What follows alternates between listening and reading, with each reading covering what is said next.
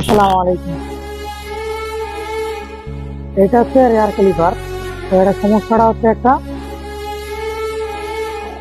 Break press করলে ব্রেকের sound of হয় না, মানে ব্রেক যদি বাইক এমনি ঠেলে দিয়ে যাচ্ছেন সাউন্ডে থেকে যায়। আবার যখন একটু যদি গতি বাড়া যায় 30-40 প্লাস করে যায় তাহলে দেখা যাচ্ছে আপনার বাইকের সাউন্ড টোটালি বন্ধ হয়ে যাচ্ছে। সাউন্ডে আপনার দেখা যাচ্ছে যে 30-30-এর নিচে 25 পর্যন্ত যদি নর্মাল স্পিডে চালান তাহলে আপনার কাছে 25-এর মতো যদি চালান তাহলে সাউন্ডে থেকে যাচ্ছে। তো এই ক্যালিপারটার জন্য এটা কিন্তু R15 এর কিন্তু রেয়ার ক্যালিপার। তো এক্সের ব্রেক শু লাগাইছিল, লাগার পরে কি করছে ওরা চেঞ্জ করছে, প্রায় শোরুমে গেছে, শোরুমে কাজ করায়া নতুন ভাবে আবার ব্রেক শু ইনস্টল করছে, করার পরে যেই আর সেই, মানে এটা নিয়ে আমার কাছে একবার জাস্ট অভিযোগ দিয়ে বলে দিচ্ছে যে ভাই এই সমস্যা, আমি এটা সমাধান করবো, কিভাবে কি করা যায়।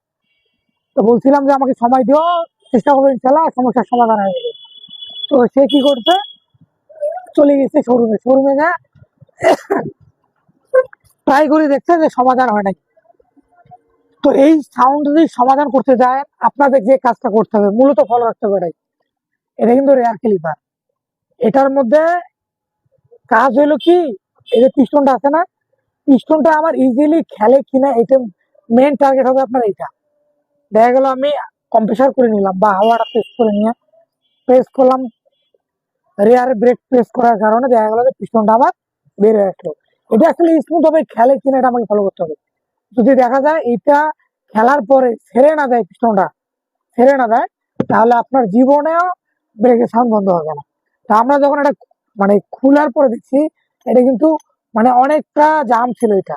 তো আমরা একটা কাজ করছি, কিন্তু কাজ করার পরে পিস্টনটা দেখা, এই পিস্টনটা এখন আর জাম নাই কিন্তু দেখছেন, এটা এখন পুরো ফ্রি। তো এখন লাগাই দেবো ইনশাল্লাহ। টোটালি যে সাউন্ডটা আশা করতেছি যে ব্রেকের যে সাউন্ডটা চালার থাকবে না। তো যাদের বাইকের এই সমস্যাগুলা বারবার ব্রেক মানে সুর পাল্টাচ্ছেন, সমস্যার সমাধান হচ্ছে না, এটা নিয়ে কমপ্লিট হওয়ার কিছু নাই, এগুলো হলো ছোটখাটো ইস্যু, বুঝছেন। তো আমরা এখন এর যে ভিতরের যে দুইটা পকেট কভার আছে এটা লাগাই দেবো, দিয়ে ইনস্টল করে দেবো। তো আজকে এই পর্যন্ত, সবাই ভালো থাকবেন, আল্লাহ হাফেজ।